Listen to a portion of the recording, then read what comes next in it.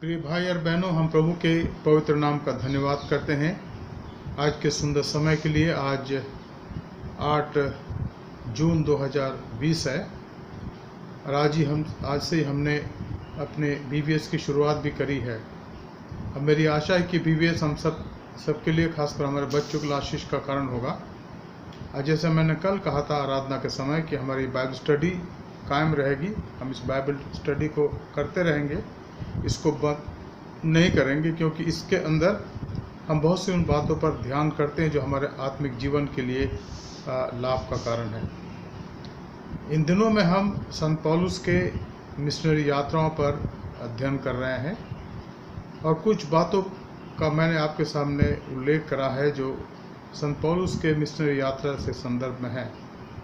और आज हम उसकी तीसरी मिशनरी यात्रा को देखेंगे और ये अंतिम की तरफ है, क्योंकि अब संत पौलुस फिर से एक बार यरूशलेम को जाना चाहते हैं और जहाँ वो संतों से मिले। जो पाठ हमारे लिए पढ़ा गया उसको हमने देखा यहाँ पर, और उस पाठ के दौरान आपको बहुत सारी बातें यहाँ पर हमने पढ़ी और हम कुछ बातों पर हम ध्यान देंगे। Dear friends, we continue our Bible study today and in the days to come, and today our text has been taken from Acts of the Apostle chapter 20, and from this chapter we have read, and I also want to explain certain things from this chapter so that we are blessed and continue to grow in the Lord. Let us pray as we start the Bible study. आइए हम प्रार्थना करें जब हम Bible study को करते हैं। स्वर्गीय पिता, आपके नाम का धन्यवाद करते हैं आज के सुंदर समय के लिए जो आपने दिया प्रभु, और हम धन्यवाद देते हैं आपके दास संत पौलुस के लिए जो प्रभु आपके प्रति विश्वास योग्य रहा और निरंतर आपके वचन का प्रचार करता रहा।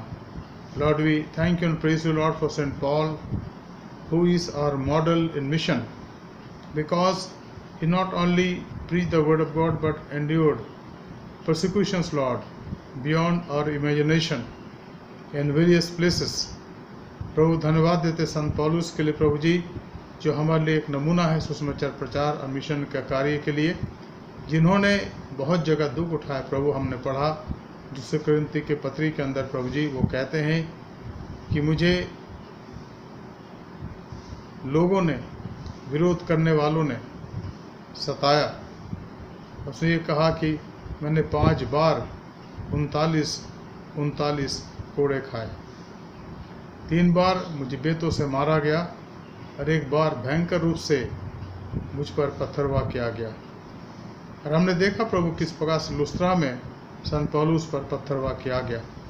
इसके अलावा प्रभु बहुत सी बातों पर हमने गौर करा प्रभु पिछले दिनों में कि आपके दास को प्रभु आपने संभाला इन तमाम उन परिस्थितियों में जहाँ पर उनकी मौत हो सकती थी। पर प्रभु आपने उससे कहा था कि पौलुस, मेरा अनुग्रह तेरे लिए काफ़ी है, शांत मत रहो, कहे जाओ।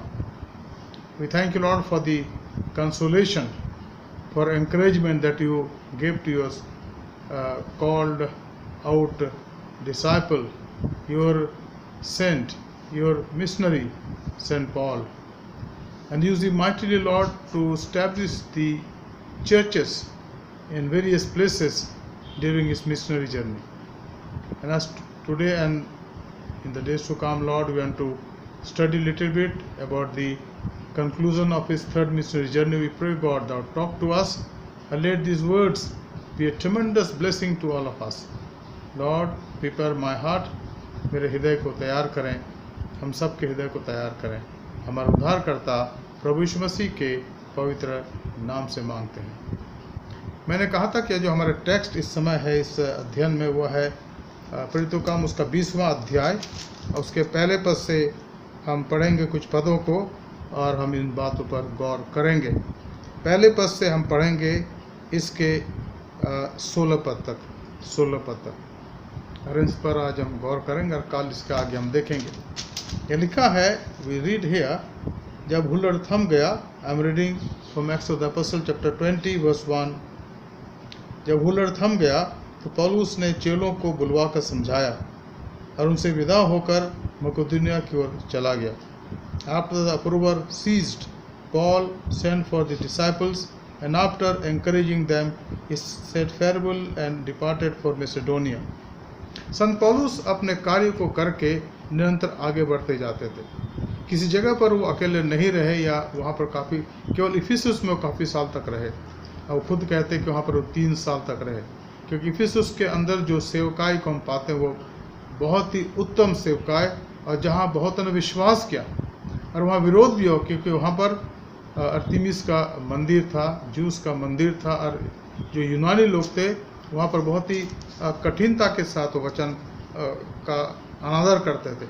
लेकिन उनमें से बहुत से लोग थे जिन्होंने विश्वास करा। जैसे मैंने आपको कहा कि संत पौलुस एक विद्वान व्यक्ति थे।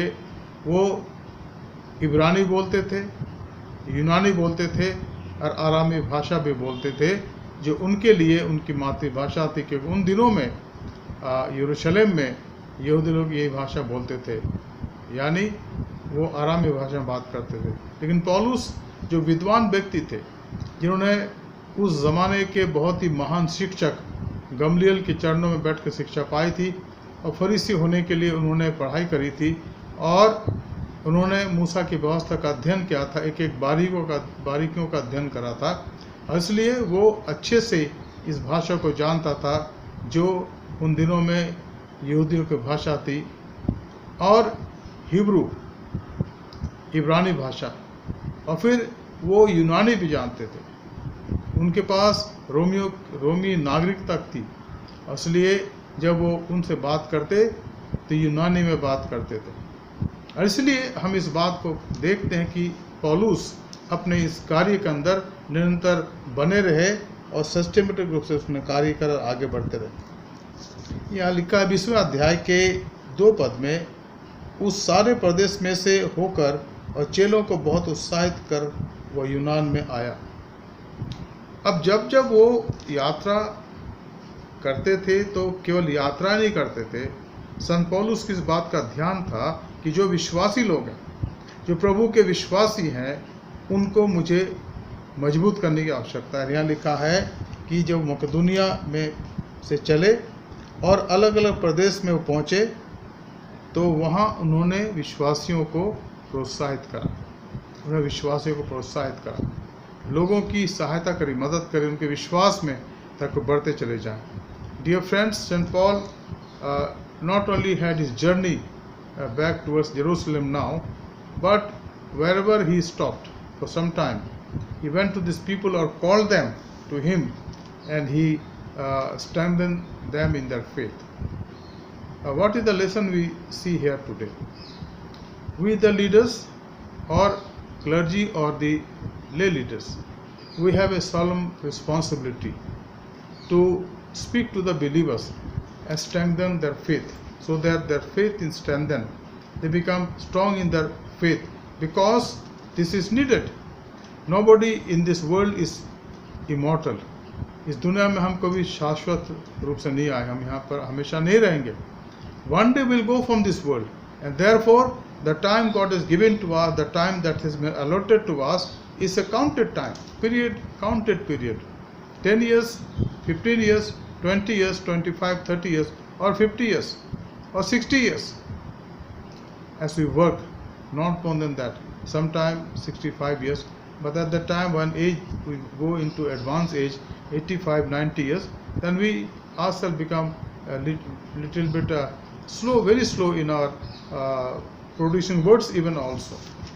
Not able to talk, not able to communicate with people, because this is physical body. And I remember because I was the Sattal Ashram resident Acharya. In his advanced age, Dr. Stanley Jones, when he became almost 85, 86, 87, 88, 89, and he was not able to produce his words, and people could understand, those who know him.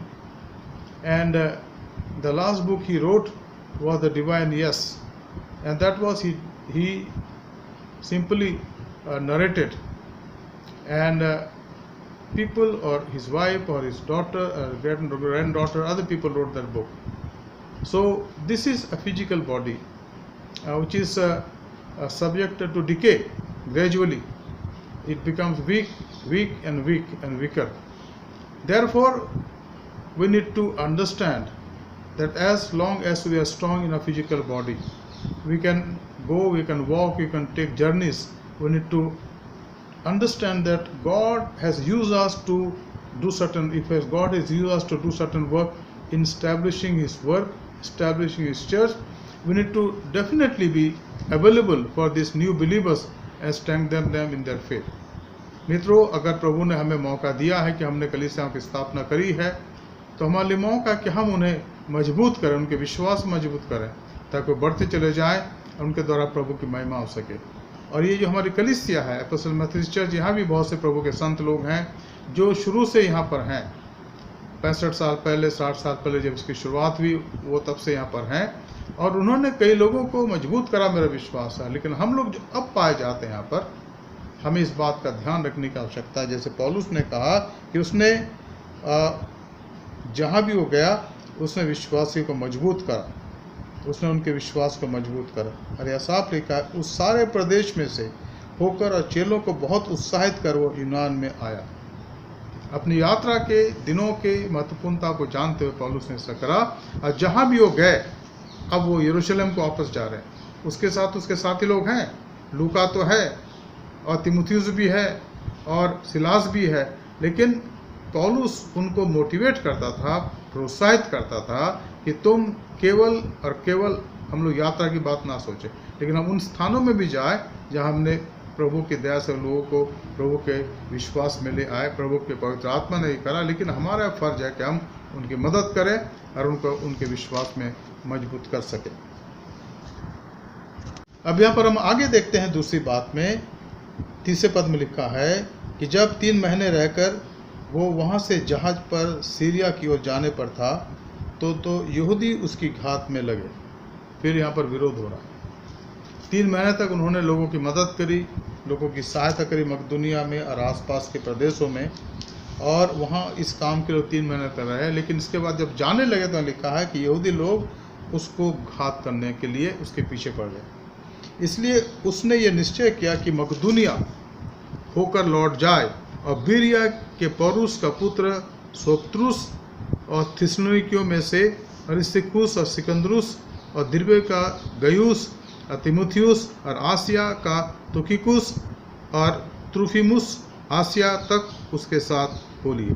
क्यों हो लिए? क्योंकि जानते थे कि अगर ये अकेले जाएंगे, 2-3 लोगों के साथ जाएंगे तो तकलीफ हो सकती है, तो काफ़ी लोग उसके साथ हो लिए। आदर के साथ उसके प्रति सम्मान जताते हुए कि पौलुस के साथ हम हैं, इनके द्वारा हम प्रभु के पास आए, हमारा विश्वास मजबूत हुआ है। तो अपन देखते हैं कि इनके साथ ही आए, और लिखा है कि आसिया तक उसके साथ हो लिए। वे आगे जाकर त्रोआस में हमारी बाट जोते रहे। आगे जाकर वो उनसे आगे निकल गए।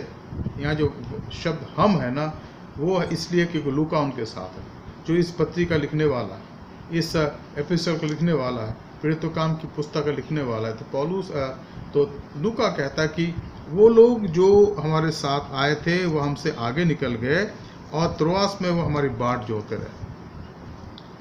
और हम अखमरी के रोटी के दिनों के बाद फिलिप्पी से जहाज पर चढ़कर 5 दिन में त्रोआस में उनके पास पहुँचे और 7 दिन तक वहीं रहे। तब इनके यात्रा का वर्णन है कि किस प्रकार से ये लोग जो उनके पहले चले गए थे, पौलुस और लूका और बाकी लोग जो उनके साथ थे, उस वहाँ पर पहुँच करके 5 दिन में त्रोआस पहुँचे और 7 दिन तक वहाँ रहे। अब यहाँ पर हम तीसरी बात को देखते हैं। सी द थर्ड पॉइंट, 7 पद प्रेरितों का काम का 20वां अध्याय। सप्ताह के पहले दिन जब हम रोटी तोड़ने के लिए इकट्ठे हुए तो पौलुस ने जो दूसरे दिन चले जाने पर था उनसे बातें की और आधी रात तक बातें करता रहा। अब ये घटना जो है, इस बात को हम जानते कि त्रोआस की बात है, त्रोआस में। और एक बहुत ही अजीब घटना हुई जिसको हम देखने जा रहे हैं। यहाँ लिखा है कि सप्ताह के पहले दिन यानी रविवार के दिन। मित्रों, आप इस बात को जानते हैं कि यहूदी लोग 7वें दिन को सबत का दिन मानते हैं, क्योंकि बाइबल में लिखा है कि परमेश्वर ने 7वें दिन विश्राम करा सृष्टि के उस कार्य से और उसने इस दिन को आशीषित करा। लेकिन प्रभु यीशु मसीह जी उठे सप्ताह के पहले दिन, सप्ताह के पहले दिन जो रविवार का दिन है, और इसलिए कलीसिया प्रभु यीशु मसीह के जी उठने के बाद 7वें दिन को आराधना ना करते हुए अब वो आराधना करते हैं, आज भी हम करते हैं। कौन सा दिन? सप्ताह का पहला दिन, जो उसके जी उठने का दिन है, रविवार का दिन है। और प्रभु का धन्यवाद हो कि रविवार का दिन अधिकतर देशों में छुट्टी का दिन होता है। अधिकतर देशों में, कुछ देशों में नहीं है, कुछ देशों में फ्राइडे या शुक्रवार को छुट्टी का दिन होता है, लेकिन अधिकतर देशों में, दुनिया में, भारत देश में भी रविवार का दिन छुट्टी का दिन होता है।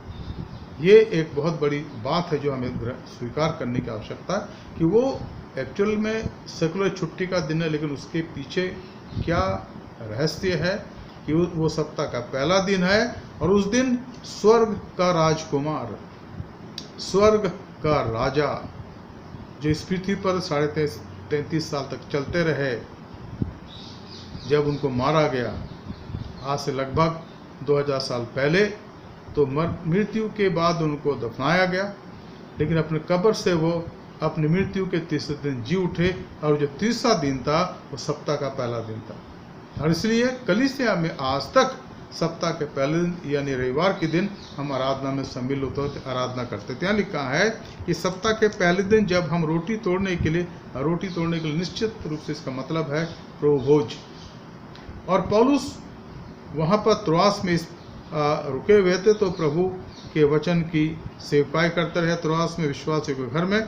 और यह लिखा है कि वो विश्वासियों से, और वहाँ पर कुछ सीकस भी थे, खोजी भी थे उनके साथ, वो जब इकट्ठे हुए थे, शाम को इकट्ठे हुए होंगे, तो वो रात भर उनसे बातें करते रहे, रात भर उनसे बातें करते रहे, आधी रात तक उनसे बातें करते रहे।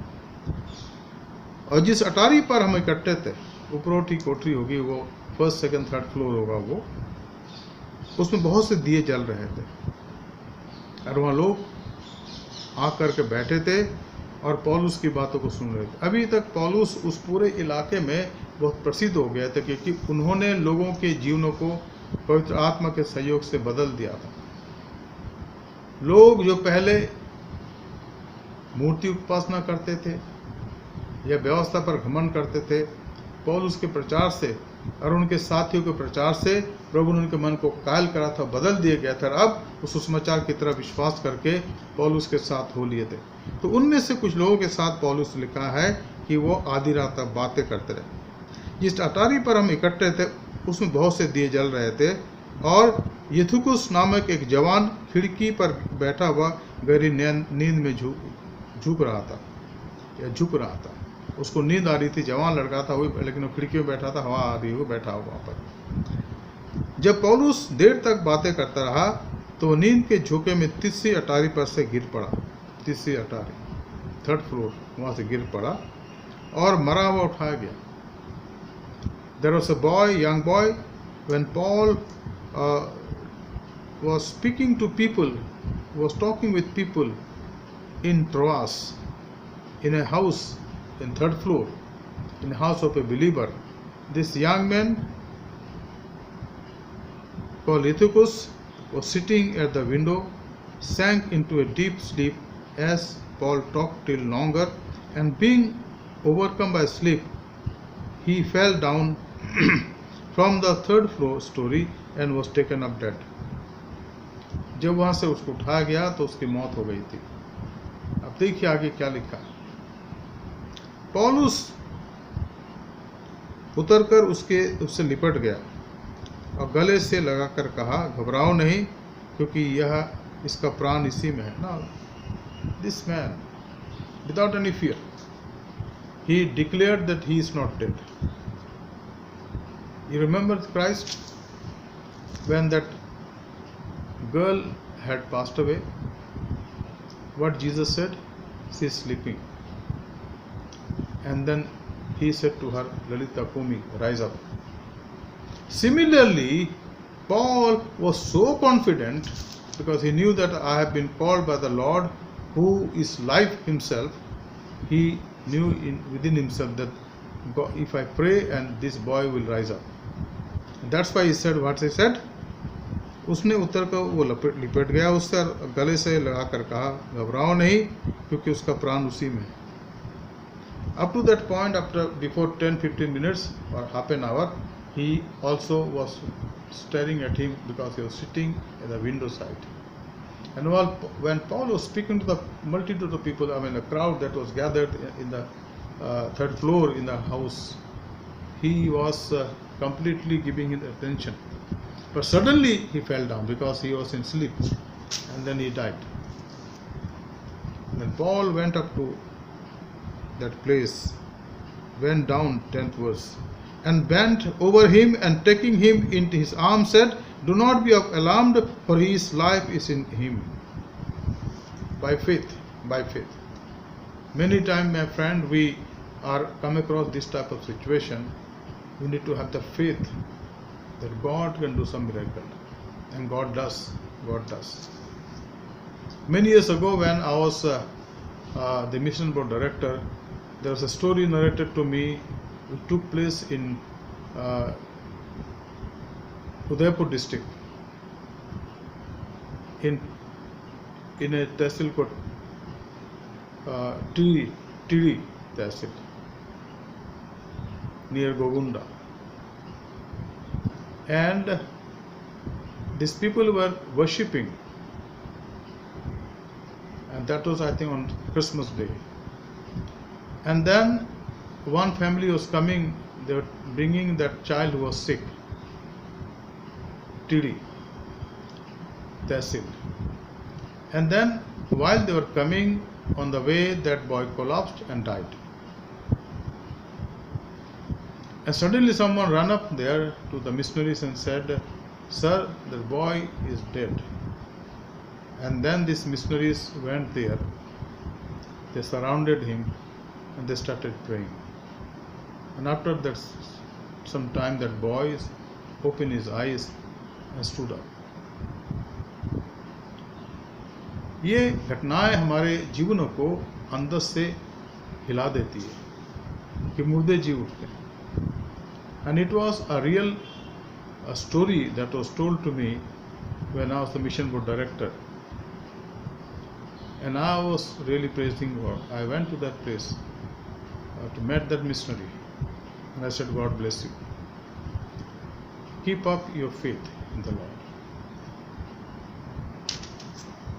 So same thing happened here also. What we read here, as Paul went down and bent over him and taking him in his arms said, do not be alarmed, for his life is in him.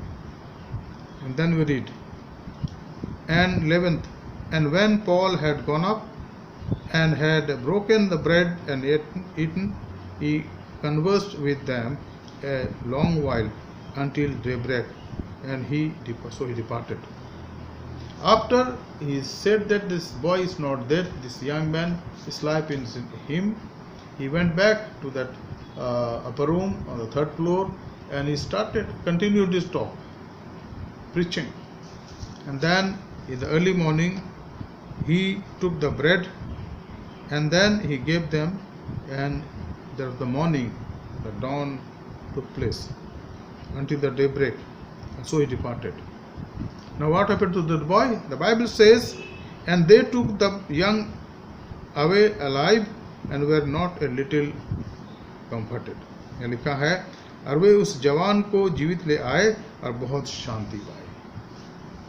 God honored the words of St. Paul. He is not dead, but he is alive.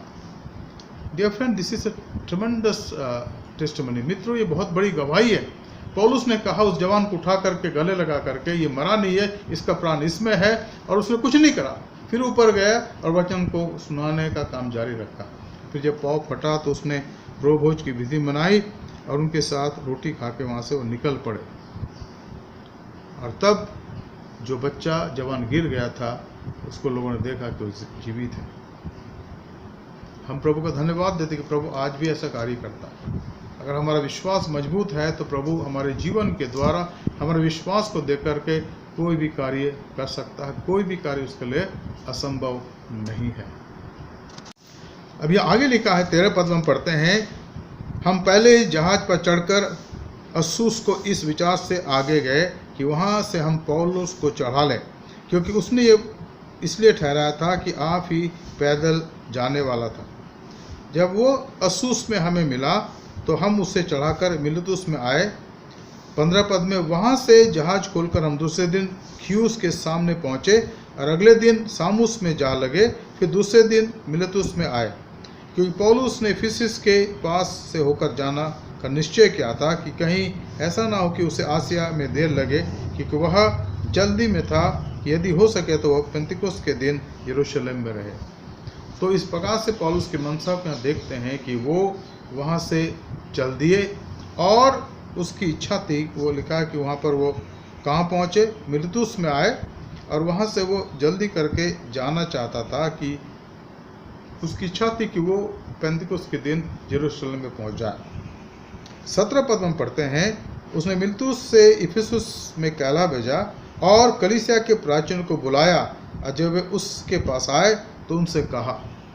अब जो कुछ कहा हम कल देखेंगे अपने अध्ययन में, लेकिन यहाँ पर एक बात और मैं आपको कहना चाहता हूँ कि ये व्यक्ति जो कलीसिया का बनाने वाला था, कलीसिया को स्थापित करने वाला था, कलीसिया का बनाने वाला तो प्रभु है। हम पढ़ते हैं पवित्र बाइबल के अंदर मत्ती के सुसमाचार के 16 अध्याय के अंदर लिखा है कि मैं अपनी कलीसिया बनाऊंगा। उसने कलीसिया बनाए पेंतिकोस्त के दिन, कलीसिया की स्थापना होगी। लेकिन अब ये व्यक्ति जो मिस्री है और भी शिष्यगण जो जगह जगह अलग अलग चले गए, उन्होंने कलीसियाओं की स्थापना करी, कलीसियाओं की स्थापना करी।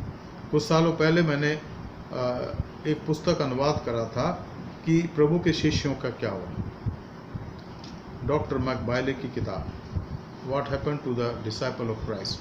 तो उसमें हर एक चेलों के बारे में लिखा है कि वो कहीं ना कहीं गए, सुसमाचार का प्रचार करा, एक एक शिष्यों के बारे में लिखा है और थोमा भारत में आया ये भी लिखा है। तो यहाँ पौलुस जो था वो कलीसियाओं की स्थापना करने के बाद वहाँ पर उसने अगुए ठहराए हैं, वहाँ पर उसने प्राचीनों को ठहराया, खासकर इफिसुस की कलीसिया की बात यहाँ पर है, और उनसे कहला भेजा कि वो उससे मिलने के लिए आए। कहाँ पर आए? मिलेतुस में आए। और जहाँ पौलुस उनसे मिलना चाहता था, मित्रों ये एक बहुत बड़ी बात है जहाँ पर हम इस बात को देखते हैं। Not only imparting vision but teaching vision and doing the follow up.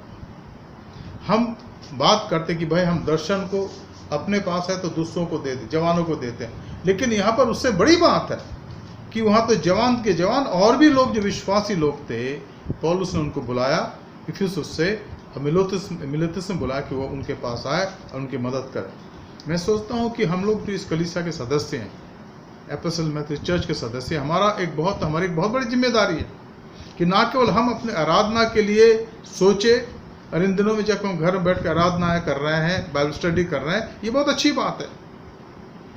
हम लोग हर चीज़ के नेगेटिव को ना देखें, पॉजिटिव को देखें। हालांकि कठिनाई है, ये कोरोना वायरस की तकलीफ है, लोग परेशान हैं, दुखी हैं, एक अनसर्टिनिटी है, लेकिन उसका पॉजिटिव क्या है? शायद बहुत सालों से हम आपस में मिलकर आराधना नहीं कर पाए थे। कुछ घर ऐसे हों आपस की संगति नहीं हो पाई थी, क्योंकि हम सब व्यस्त हैं, लेकिन इसमें वो बैरियर ख़त्म हो गया। हम पारिवारिक रूप से बहुत ज़्यादा क्लोज आए और एक दूसरे के साथ बातचीत कर सकते। दूसरी बात जो मैं सोचता हूँ कि हमारी कलीसिया मजबूत हुई है क्योंकि जब चर्च में आने की बात करते सब लोग नहीं आते।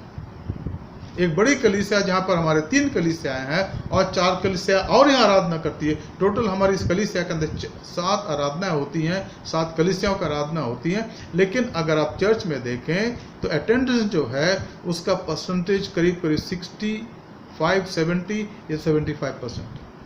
यानी 25% लोग जो हैं वो कहीं ना कहीं अपने अपने घरों में रहते हैं, किसी काम से हैं, कोई व्यस्त है, कोई बीमार है, कोई यात्रा में है। लेकिन इसके द्वारा जब हम लिंक के द्वारा आराधना कर रहे हैं, जब हम व्हाट्सएप के द्वारा आराधना कर रहे हैं, जब हम यूट्यूब के द्वारा आराधना कर रहे हैं, तो आपको कहीं जाने की जरूरत नहीं। आप घर में आप अपना मोबाइल खोल लीजिए, या अगर आपको सिस्टम है कंप्यूटर का, उसमें लैपटॉप में या आपके डेस्कटॉप में या कोई साउंड बॉक्स आपके पास है, उसको लगा दीजिए। आप हमारा और ऐसी आराधना हो रही, मैं जानता ऐसी हमारे घर के अंदर आराधना हो रही, सब लोग उसमें भाग ले रहे हैं, सब लोग भाग ले रहे हैं। और दूसरी जो बात मैं देखता हूँ कि अब आराधना के अंदर हमारी जो संख्या है वो बढ़ गई है, लोगों की संख्या बढ़ गई। तीसरी बात जो है वो आत्मिक जीवन से हट करके है, दिल्ली में पोल्यूशन कम हो गया। पोल्यूशन नहीं मिलेगा आपको भी, क्योंकि पिछले 3 महीनों से गाड़ी चलना शुरू हुई है। पोल्यूशन फिर से हो सकता है अगले 15 दिन 1 महीने में, वो अलग बात है, लेकिन कुछ ना कुछ तो फर्क पड़ा। और चौथी बात, हमारी जो आवश्यकता है वो बढ़ रही है, क्योंकि अब नौकरियां बहुतों की चली गई या सैलरीज नहीं मिल रही है। तो हमने सीख लिया है कि छोटे में थोड़े पैसे में मेंटेन करो अपने परिवार को। पहले हम लेविशली खर्च करते थे कि तनख्वाह मिल जाएगी, उधार लेके ऐसा करके, लेकिन अब हमने सोचा कि उधार कहाँ से लेंगे हम, उधार के रिसोर्सेस कम हो गए। तो हमने कम पैसे में अपने परिवार को चलाना सीख लिया। ये बहुत बड़ी बरकत जो प्रभु ने दी है। इस कठिनाई के द्वारा, इस नेगेटिविज्म के द्वारा पॉजिटिविज्म हमारे जीवन में आ गया कि हम थोड़े से पैसे में घर चलाना सीख गए। अब प्रभु ने हमें सिखा दिया, प्रभु ने हमें बता दिया। और 5वीं बात जो हमारे लिए हुई है कि हम सब इस बात के लिए एकचित हैं, एग्री हैं कि हम पश्चाताप कर रहे हैं। हम अपने जीवन को अंदर से झंझोड़ रहे हैं, स्टेयर अप कर रहे हैं कि प्रभु अगर हमारे जीवन में कोई पाप है, कोई बुराई है, कोई ऐसी बात है, प्रभु तो आप हमें क्षमा करें। एक और बात जो हम देख रहे हैं कि जो बाइबल की भविष्यवाणियां हैं वो पूरी हो रही हैं उसके आने के बारे में। अभी ये जो कोरोना वायरस की प्रॉब्लम है, और साथ ही साथ हम देख रहे हैं टिड्डियों के आने के बारे में। अखबारों में देखा और ऐसे भी हमने देखा, और अगर आप पढ़ें टिड्डियों के लिए तो साफ साफ लिखा है, दूसरा इतिहास उसका 7वां अध्याय उसके 13 पद में लिखा है कि मैं टिड्डियाँ भेजूंगा। ये उसके द्वितीय आगमन के चिन्ह है। और सपन्या की किताब के अंदर आप पढ़ें, उसके पहले दूसरे अध्याय के अंदर, सपन्या की किताब के अंदर, तो वह आने वाले दिनों के बारे में लिखा हुआ है, जहाँ पर वो कहता है कि मैं दंड दूंगा, मैं विनाश करूंगा। कारण क्या है? पाप, मूर्ति पूजा और परमेश्वर से दूर हो जाना। अब समय नहीं कि मैं इनका वर्णन आपके सामने करूं, लेकिन आप पढ़ सकते हैं सपन्या की पुस्तक, उसके पहले दूसरे अध्याय को पढ़िएगा। वहां पर देखेंगे, आपके रोंगटे खड़े हो जाएंगे कि क्या क्या परमेश्वर ने कहा है। सालों पहले, करीब करीब 2800 साल पहले उसने कहा है, और आज वो पूरी हो रही है। तो ये पेंडेमिक जो है हमारे लिए कई प्रकार से कई मैसेजेस ला रही है, लेकिन सबसे बड़ा मैसेज है कि हम अपने को तैयार करें यीशु मसीह के आगमन के लिए। आज हम यही रुक जाएंगे, कल इसके आगे हम देखेंगे। आइए हम प्रार्थना करें। स्वर्गीय पिता, आपका धन्यवाद करते हैं आज के सुंदर समय के लिए जो आपने दिया प्रभु। हमने संत पौलुस के मिशनरी यात्रा के बारे में देखा प्रभु, कितना बोझ उसके अंदर पाया गया प्रभु, कि वो जो आपके सेवक था प्रभु, आपकी सेवा में आगे बढ़ता रहा और आपने बहुत आय से उसको उपयोग करा प्रभु। आज भी अब आप वही परमेश्वर हैं, और हम चाहते प्रभु कि हम आप में बढ़ते हुए आपकी महिमा करें। जो वचन का बीज आज बोया गया प्रभु व्यर्थ ना जाए, पर हमारे हृदय के अंदर प्रभु बीज अंकुरित हो जाए प्रभु, और उसमें से फल उत्पन्न हो 100 गुना, 60 गुना और 30 गुना। हमारे कलीसिया के अंदर जो बीमार है प्रभु, या दुख में है, परेशानी में है प्रभु, हम चाहते हैं कि आप उन पर अनुग्रह करें। हे प्रभु, आप दया करें ताकि हमारे जीवन से आपकी महिमा हो सके। हम एक एक जन को, एक एक परिवार को जो एपोस्टल मैथ्यूज चर्च के हैं, आपके मुबारक हाथों में सौंपते हैं और प्रार्थना करते हैं प्रभु, आपकी कृपा, आपकी दया पर पाया जाए। हमारे धन्यवाद को स्वीकार करें हमारे उद्धारकर्ता प्रभु यीशु मसीह के पवित्र नाम से मांगते हैं, आमीन। प्रिय मित्रों, कुछ सूचनाएं हैं जिनको हम याद रखेंगे। आज से हमारे चर्च के वैकेशन बाइबल स्कूल को शुरू किया गया है और इसका समय आप जानते हैं सुबह 10 से 12 बजे तक है और मैं सोचता हूं कि बहुत से बच्चे इसमें भाग ले रहे हैं। And also I have requested our teachers, sisters and brothers, boys and girls, to help this, and you might have already contacted Dr. Bitra George and continue to give your services. This is online VBS, and many boys and girls and children sitting at home can participate in this. So today we started our annual VBS in link or by YouTube, and you are welcome to participate. Your children are welcome to participate. When we get their names and age and address, we'll also issue the certificate when everything becomes normal. तो इस बात को आप ध्यान रखिएगा। साथ ही साथ जो चर्च के शुरू करने की बात है, अभी हम बिशप साहब के इंफॉर्मेशन के वेट कर रहे हैं और जो परिस्थितियां हैं उसके अनुसार तो यही डिसाइड हमने करा था टेंटेटिवली कि अभी थोड़ा हम वेट करें इसके खोलने के लिए, क्योंकि खोलना तो आसान है लेकिन उसके अंदर जो इश्यूज़ हैं, जो गवर्नमेंट की गाइडलाइन है उनके अंदर चलना कठिन है। तो इसीलिए थोड़ा और नॉर्मल हो जाए, लेकिन जैसे भी होगा बिशप साहब ने कहा कि वो हमें गाइडलाइन देंगे और जैसे ही उनके गाइडलाइन हमें मिलेगी मैं हमारे चर्च के लिए और हमारे डिस्ट्रिक्ट के लिए इसको अनाउंस करूंगा, जो हमारा साउथ दिल्ली डिस्ट्रिक्ट है। तो अभी as per today the church is close, but as soon as we get the information directly from our respected bishop Subodh C Mandal, I will let you know in this Bible study only, maybe tomorrow, so that you know what to do. Dear friends, this is a very sensitive time where we need to protect our bodies, protect our young people, our children 10 years and below, and our elderly people who are 65 and plus. So even though things are opening now, everything is opening, outside the shops are opening, you can take your vehicle also, but wherever you are required to go out, please maintain distance, social distance, at least 3 feet. So, and then use your mask, so that when you are careful, definitely we will be away from this virus. And also drink lot of water, and if you can drink hot water, that will be good. And avoid eating anything made of the shop or in the hotels. Try to make food in the home also, as we are doing. So we need to avoid this type of thing which can harm our bodies. Also we need to pray for each other. We pray for our neighbors, our church members.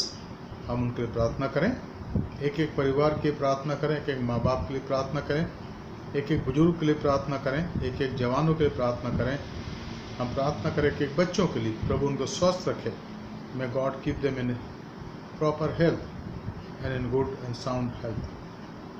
We also need to pray for our children who are participating in our VBS during this days, so that they may be blessed by this VBS। साथ ही साथ हम प्रार्थना करें हमारे देश के अगुओं के लिए। We need to pray for the leaders in a country, so that people who are in the position to make decisions and announce decisions, maybe their decisions should be for the growth of this nation and for the upliftment of this country. We also need to pray for our church leaders, our bishop, and all the DSS, all the pastors, and Delhi Regional Conference executive members, and our WC sisters, MY boys and girls, and Sunday school children, and each family, so that we may continue to grow in this diverse condition and we experience His presence in our lives. Dear friend, feel free to call me, or if you have any need where you need pastoral help, You can call me. I'm at my office from every day morning 10 to 5 o'clock, and since we cannot go for visitation sometime after that also we are in office, so you can call me or call our assistant pastor, Pastor Sharon Sawan, and our Nepali member people can also, church member also can call Pastor Mankumar Rao Rai, so that we can pray for you, or in our WhatsApp that we have of Apostle Methodist Church, you can share your prayer request so that we can pray for you. I hope that we are comfortable in our home, and those who have lost their jobs, we are concerned for them, and but I think most of the people are having their job in our country, in our church. Some of them might have lost who are in daily wages or in such conditions, so let's pray for them, and may God take care of their lives. God has been so faithful to us during this 3 months, and we hope that in the days to come also He will be with us. आइए हम प्रार्थना करें। स्वर्गीय पिता, आपका धन्यवाद करते हैं आज के सुंदर समय के लिए जो आपने दिया। धन्यवाद देते हैं कि आज भी प्रभु हम बाइबल अध्ययन कर सकते हैं, और हमने जो कुछ सीखा प्रभु उसमें बने रहे। हम प्रार्थना करते प्रभु हमारे देश के लिए प्रभु यहाँ शांति हो, और ये कोरोना वायरस समाप्त हो जाए प्रभु, ताकि हमारे देश के अंदर आपका अनुग्रह, आपकी दया पाई जाए। आप हमें सर को संभाले, सहायता करें। हम खासकर प्रार्थना करते हैं उन सब लोगों के लिए प्रभु जी जिनका इस हफ्ते में जन्मदिन है, हमारे कलीसिया के अंदर प्रभु उन्हें आशीष दें, उन्हें और दीर्घायु करें प्रभु, उनके जीवन पर आपका हाथ बना रहे, उनकी रक्षा करें। आज जो अपने वेडिंग एनिवर्सरीज को मनाते हैं इस हफ्ते में प्रभु, उन पर भी आशीष चाहते हैं। एक एक बच्चों के लिए प्रार्थना करते हैं प्रभु, जब VBS को अटेंड करते हैं मदद करें ताकि उसे आशीष प्राप्त कर सकें। हमारे कलीसिया के इंग्लिश कांग्रीगेशन, हिंदी कांग्रीगेशन और नेपाली कांग्रीगेशन, एक एक परिवार को प्रभु आपके हाथों में सौंपते हैं। आपकी दया, आपकी करुणा हम पर पाया जाए प्रभु जी, ताकि हम आप पर बढ़ते चले जाएं, हर निराशा से, हर अशांति से, हर टेंशन से बचाएं प्रभु, ताकि हम आपकी तरफ देखें और जीवन की सफ़र में हम कभी हताशा निराश ना हो। आज के सुंदर समय के लिए आपका धन्यवाद करते हैं। अपने आप को, अपने कलीसिया के अगुओं को और प्रभु देश के अगुओं को बड़े धन्यवाद के साथ आपके हाथों में सौंपते हैं। हमारे धन्यवाद को स्वीकार करें। उद्धारकर्ता प्रभु यीशु मसीह के पवित्र नाम से मांगते हैं, आमीन। आए हमारे बाप, तू जो आसमान पर है, तेरा नाम पाक माना जाए, तेरी बादशाहत आवे, तेरी मर्जी जैसे आसमान में पूरी होती है ज़मीन पर भी हो। हमारे रोज़ की रोटी आज हम बख्श दे, और जैसे हम अपने कसूरवारों को माफ़ करते हैं, तू भी हमारे कसूरों को माफ़ कर। हमें आजमाइश में ना ला, बल्कि बुराई से बचा, क्योंकि बादशाहत, कुदरत और जलाल हमेशा तेरी है, आमीन। अब हमारे खुदा यीशु मसीह का फजल, खुदा बाप की मोहब्बत, रूहुल कुद्दूस की फाकत और शराकत हमें सर के साथ इस समय और हमेशा तक होती रहे, आमीन। यीशु ही प्रभु है, Jesus is Lord. May God keep you in under the wings of His protection and His care. His guidance is love. Thus far He has helped us, and I hope that in the days to come also He will be with us. प्रभु आप सबको आशीष दे, आपकी सहायता करे, और आप घर में रहिए, काम पड़ने पर बाहर जाइए। इतना जल्दी हम बाहर ना घूमने लग जाएं, क्योंकि दुकानें सब खुल गई हैं। हम सावधान रहें, अपने आप को बचाएं, अपने आप को बचाएं। और जो प्रिकॉशनरी मेजर हैं जो गवर्नमेंट की तरफ दी जा रही हैं, उनको हम ध्यान दें। थोड़े समय की बात और है, मैं सोचता हूँ 1-2 महीने और लगेंगे ये सारा सेटल डाउन होने में, 3 महीने। हम तब तक सावधान रहें और एक दूसरे के प्रार्थना करते रहें। प्रभु आप आशीष दे, आपकी सहायता करें। सबको शुभ रात्रि। जय मसीह।